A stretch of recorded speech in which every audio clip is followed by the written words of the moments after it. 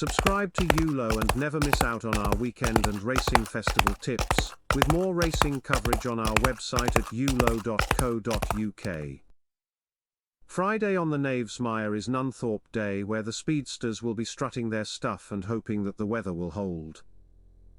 We think that the draw here at York could have a big influence on the feature, but more of that later. Friday's nap lines up in the Lonsdale Cup Stakes. A cracking renewal where a marginal preference goes to Aidan O'Brien's Point Lonsdale.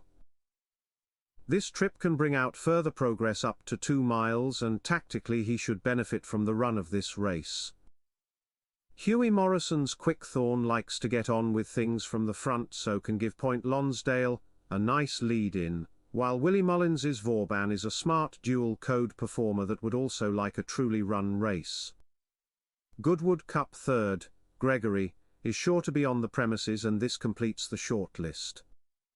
Point Lonsdale, to improve for this new trip, and take the cup back to Ireland. Our next best goes to post in the Nunthorpe.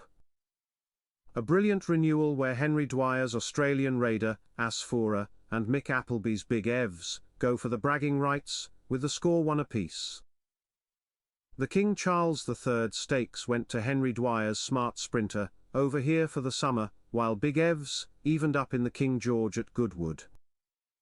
However, they both have less than ideal wide draws for this 5-furlong dash, coming out of stalls 8 and 14, so it may pay to side with Archie Watson's Bradsell with Holly Doyle on the launch pad in the number 3 gate. He too won one of the Royal Ascot Group 1 sprints, when it was still the King's Stand in 2023, and has been aimed at this race since scoring in a listed race at Deauville on his seasonal reappearance.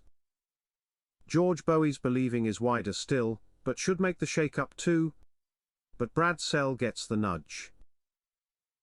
Earlier on Friday's card, Andrew Balding can land Friday's opener with Lieber Power. This cracksman gelding has a fine season so far, and has notched up 2 wins and 2 runners-up spots in his last 4 starts. He won an apprentice handicap over course and distance last month under Callum Hutchinson, and can take this step up in class with Oisin Murphy in the driver's seat. The hat-trick-seeking Grey Cuban and Roger Varian's Shadow Dance should both be in the mix, while the unexposed Mr. Monaco is a danger if seeing out this trip. In a fiercely competitive gimcrack, there are lots to make a case for, but Carl Burke's Andesite just edges it. This Pinatubo colt has lots of speed in the breeding, so coming out of stall 3 with Eve Johnson Houghton's Billboard Star on one side and Mick Appleby's Big Mojo on the other, plenty of pace from the quicker part of the Knavesmire this week. The Strike-In Viking has been highly touted, now in the Wathnan Racing Silks under James Doyle, and is sure to be in the mix for his new yard, but coming out of stall 10 gives him more to do.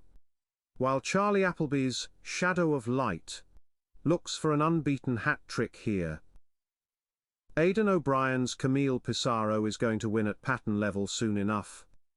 But today is Andesite's day. Later on, the exciting Angelo Buonarroti lines up in a maiden. Amo Racing paid a 7-figure sum for this Justify colt at the Breeze Ups, and his 3-length 9th of 22 in the Coventry Stakes at Ascot's Royal Meeting confirmed his promise. The latest progeny of the latest American Triple Crown winner are all going to fetch a pretty penny after City of Troy landed the Juddmonte International on Wednesday in fine style. Dropped back into a maiden here from that Group 2 assignment, and has to be one to keep on side, with William Haggas's Realign the main danger. In the other handicaps, look out for Power of Destiny and Mount Teday, to give Oisin Murphy a good day in the saddle.